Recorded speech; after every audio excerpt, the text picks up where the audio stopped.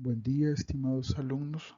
Soy el doctor Roberto Araniba Valladares del Departamento de Ciencias Morfológicas. Quiero darles la bienvenida a la Cátedra de Microanatomía Humana. Este día hablaremos sobre el tema diferenciación de las tres capas embrionarias, plegamientos y formación de cavidades, que sería el tema número 2 de su cátedra. Para el desarrollo de este tema, la bibliografía es su libro de texto, la embriología médica de Lachman, ya sea la 13ª o 14ª edición, o cualquier otra embriología que usted tenga a mano. La embriología de Kate Moore, la embriología clínica de Kate Moore, la embriología humana y biología del desarrollo, Arteaga Martínez y García Peláez, o la embriología médica de Joseph Ib. Cualquiera de estas embriologías pues les será de mucha utilidad para el desarrollo de este tema.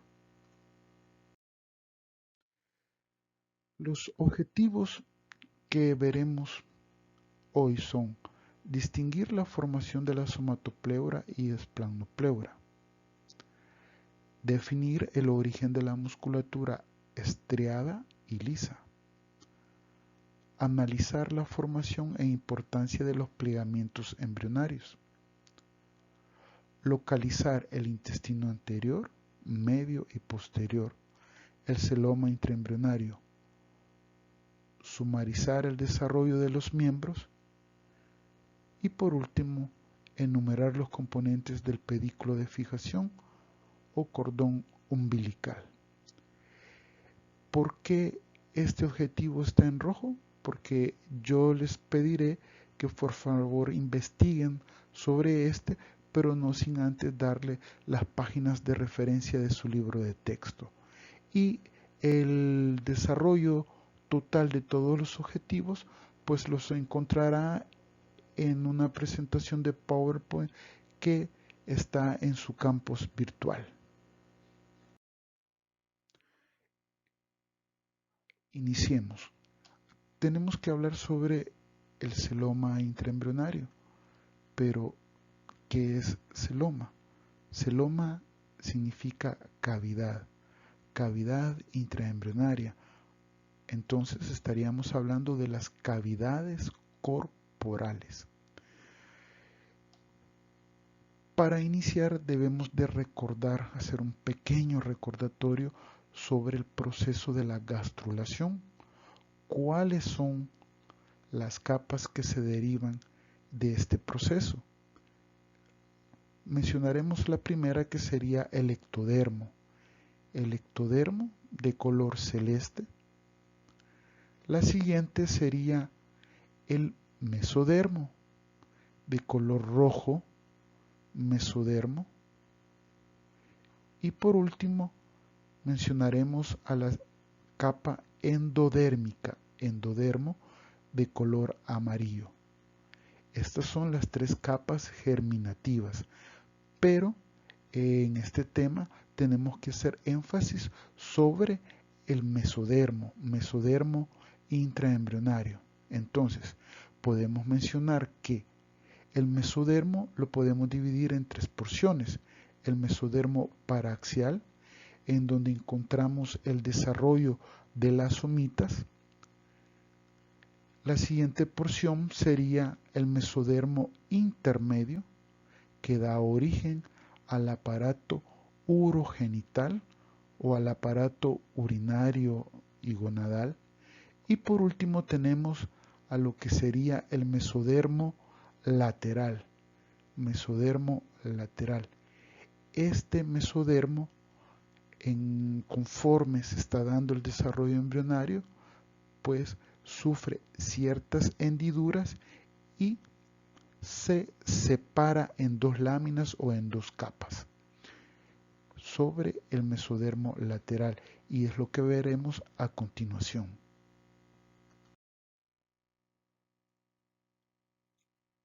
Ahora hablaremos sobre las dos capas del mesodermo lateral, pero antes hay que hacer mención de esto. En estas imágenes vemos el desarrollo embrionario, específicamente del embrión. Aquí se está desarrollando el embrión, igual que acá. Por lo tanto, todo esto que estoy señalando es intraembrionario. Ahora, fuera del embrión vamos a encontrar dos cavidades, y estas dos cavidades se consideran extraembrionarias. ¿Y cuáles son estas? El saco vitelino y acá la cavidad amniótica, que en este momento los estamos observando. Arriba la cavidad amniótica y abajo el saco vitelino. Entonces, sigamos con las dos capas del mesodermo lateral. Vemos que en el mesodermo lateral se están formando cavidades intercelulares o se están formando hendiduras. Por lo tanto, se forman dos láminas o dos capas. ¿Cuáles son estas? La capa parietal o somática y la capa visceral o esplásmica. La capa parietal o somática está situada debajo del epitelio ectodérmico. Acá tenemos al ectodermo y debajo de él se encuentra la capa parietal o somática, pero menciona que se continúa con el mesodermo extraembrionario que recubre al amnios, y es lo que estamos viendo acá, el mesodermo extraembrionario que recubre al amnios. El amnio es la membrana de la cavidad amniótica. Ahora, la siguiente capa, visceral o esplásmica, se dice que está localizada adyacente a lo que es el endodermo. Acá tenemos al endodermo de amarillo y acá la capa visceral o esplásmica. Y menciona que esta se continúa, esta capa, con el mesodermo extraembrionario que está recubriendo al saco vitelino. Entonces tenemos a la capa parietal o somática y a la capa visceral o esplásmica.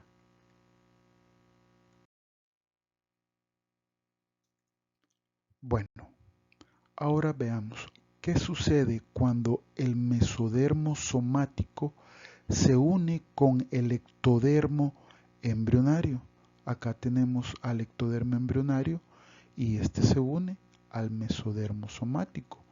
Nos van a formar la pared del cuerpo embrionario, o mejor conocido como somatopleura.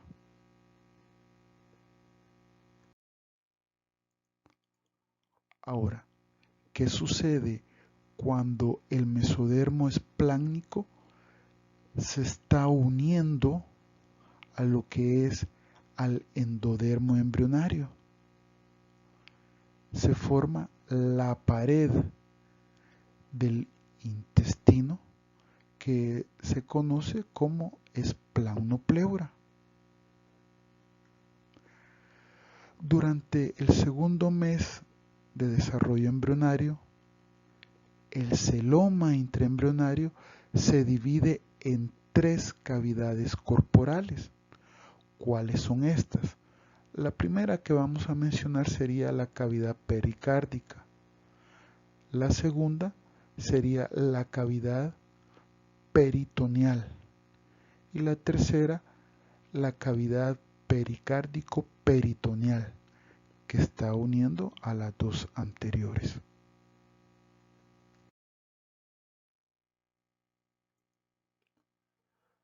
Hagamos una pausa, veamos esta imagen, la mujer con el mejor físico del mundo.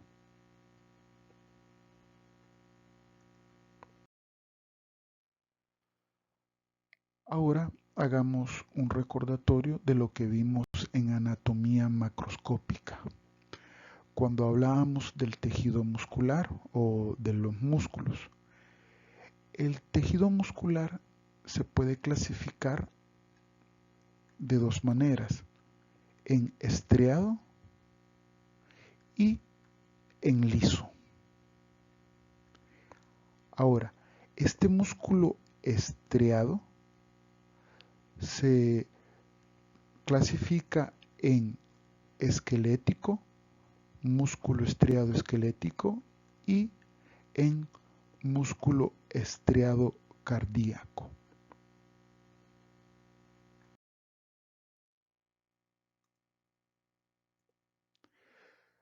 Recordemos, hablamos del mesodermo paraxial. En el mesodermo paraxial se desarrollaban las somitas y las somitas daban origen al miótomo. Entonces, veamos las células del miótomo.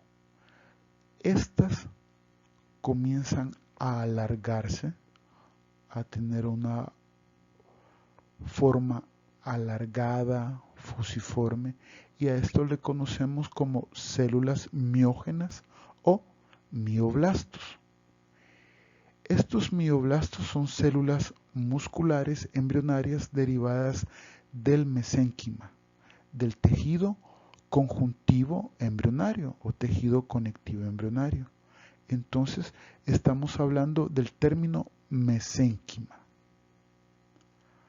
Ahora, a partir de las células del miótomo y de las células miógenas o mioblastos se empieza a dar una diferenciación celular en el cual vemos que los mioblastos comienzan a alinearse una célula con otra para formar una estructura alargada que vamos a conocer como miotubo, y este miotubo va a formar lo que es la fibra muscular.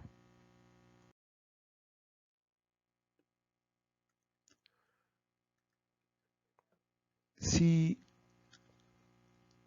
se hiciera una pregunta, ya sea en el examen teórico, en el examen práctico o en un laboratorio, ¿de dónde se origina el tejido muscular?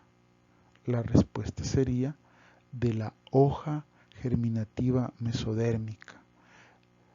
Estamos hablando de lo que es mesodermo.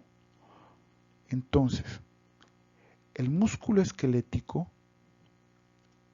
se deriva o se origina del mesodermo paraxial, del miótomo de las somitas, del mesodermo de los arcos branquiales, o estamos hablando del mesodermo del aparato branquiomérico, y también del mesodermo de los miembros. También se puede formar del mesodermo somatopleural. Origina, junto con las células que emigran desde el miótomo, los músculos de las paredes lateral y ventral del tronco. Ahora, el músculo liso se está formando de la hoja espláncnica del mesodermo lateral. Y por último, el músculo cardíaco se forma del mesodermo espláncnico que circunda el tubo cardíaco, o sea, del mesodermo espláncnico que rodea al tubo cardíaco. Recapitulando, el músculo estriado lo clasificamos en estriado esquelético y en estriado cardíaco. Ahora, el músculo liso, ¿dónde lo pueden localizar? En la pared del intestino y derivados, Entonces estamos hablando del mesodermo espláncnico. También lo puede encontrar en lo que son las paredes de vasos sanguíneos y linfáticos. Estamos hablando del mesodermo somático. El pliegue del disco embrionario trilaminar plano en un embrión ligeramente cilíndrico representa un gran acontecimiento, ya que establece la forma corporal. Esta es la importancia de los plegamientos embrionarios. Ahora, estos plegamientos embrionarios ocurren en los planos medial y horizontal. En el plano medial ocurre el plegamiento longitudinal, que iría de la parte cefálica a la parte caudal, y en el plano horizontal ocurre el plegamiento lateral, que va del lado izquierdo y que va también en el lado derecho. Ahora, todo esto ocurre gracias al crecimiento acelerado del sistema nervioso, y uno de los sistemas beneficiados de estos plegamientos embrionarios sería el sistema intestinal o aparato digestivo.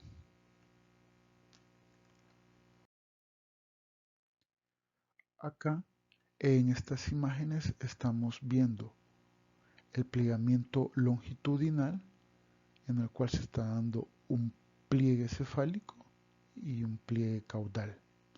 Y acá estamos viendo un plegamiento transversal o lateral que se está dando en el lado derecho y en el lado izquierdo. El plegamiento lateral se produce por la médula espinal y las somitas, que crecen rápidamente. Tenemos que hablar sobre el pedículo de fijación. Este pedículo de fijación en un futuro va a ser el cordón umbilical, y este cordón umbilical está formado por vasos umbilicales, específicamente dos arterias y una vena. Repitiendo, dos arterias umbilicales y una vena umbilical. Ahora, debo de aclarar que ahí por el 16º día de desarrollo embrionario, este pedículo de fijación lo está conformando también una estructura llamada alantoides. Este alantoides es una evaginación posterior del saco vitelino, pero esta estructura desaparece conforme se está dando los plegamientos corporales, en el cual el saco vitelino forma o pasa a formar parte del intestino primitivo, específicamente de la porción del intestino medio. Por lo tanto, esta estructura desaparece y al final, cuando se forma el cordón umbilical, nos queda dos arterias y una vena.